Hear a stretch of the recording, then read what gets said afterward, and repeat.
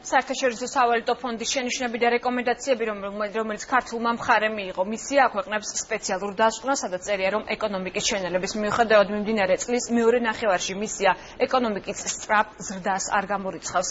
სავალუტო ფონდის ექსპერტები თვლიან, რომ ქვეყანას აქვს შესაძლებლობა შემდგომი რეფორმების გატარების და საზოგადოებრივი კეთილდღეობის უზრუნველყოფისთვის, იმ შემთხვევაში თუ კონკრეტულ ნაბიჯებს გადადგამს.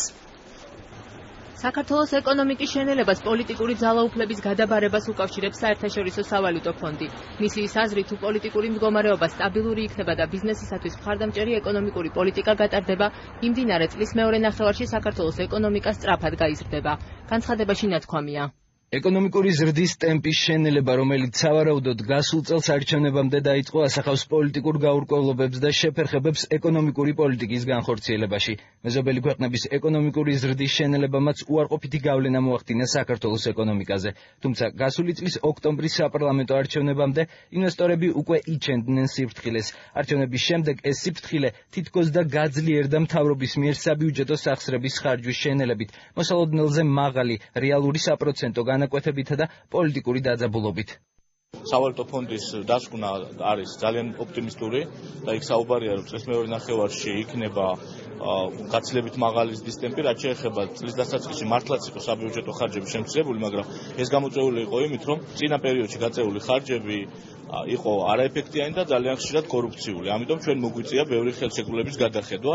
სავალუტო ფონდის მისია საქართველოს მთავრობას არაერთ რეკომენდაციას აძლევს, მათ შორის სამუშაო ადგილების შექმნის შესახებ. ბოლო ათწლეულის ზრდის სწრაფმა ტემპმა ვერ უზრუნველყო დასაქმების ზრდას. საქართველოს მოსახლეობის უმეტესი ნაწილი უმუშევარია ან არასრულად დასაქმებულია სოფლის მეურნეობის სფეროში. შესადარ ქვეყნებთან მიმართებით საქართველოს სიღარიბის მაჩვენებლები უარესია. კიდევ უფრო სავალალოა უთანასწორობის მაჩვენებლები.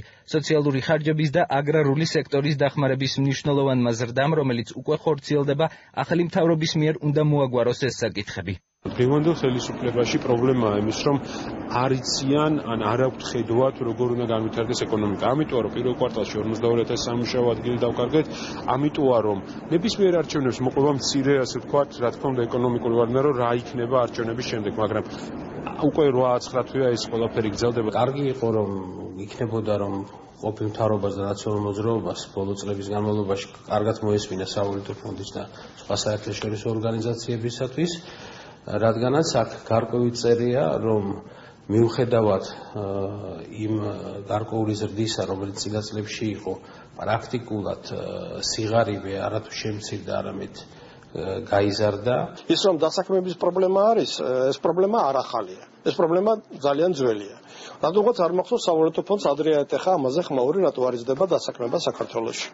ამიტომ მე ძალიან არ მინდა რომ სავალუტო ფონდი ჩაერთოს პოლიტიკურ თამაშებში. მან უნდა შეინარჩუნოს საერთაშორისო არბიტრის ფუნქცია.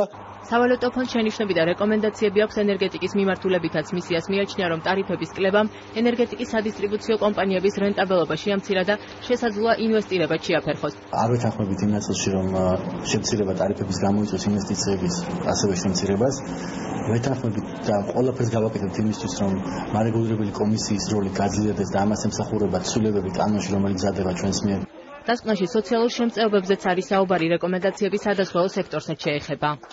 მისის რეკომენდაციაა, რომ კერძო სადაზღვევო სისტემა უნდა შენარჩუნდეს, ხოლო პროცედურები და მათ მიმართ მოთხოვნები გაძლიერდეს. რეფორმა ვერ აგვარებს მედიკამენტების მაღალი ფასის თანადაფინანსების პრობლემას, რაც ხშირად გაღრიბების მიზეზი ხდება და არასაკმარისი კეთდება ჯენერიკ ნაკლებხარჯიანი მედიკამენტების გამოყენებისთვის.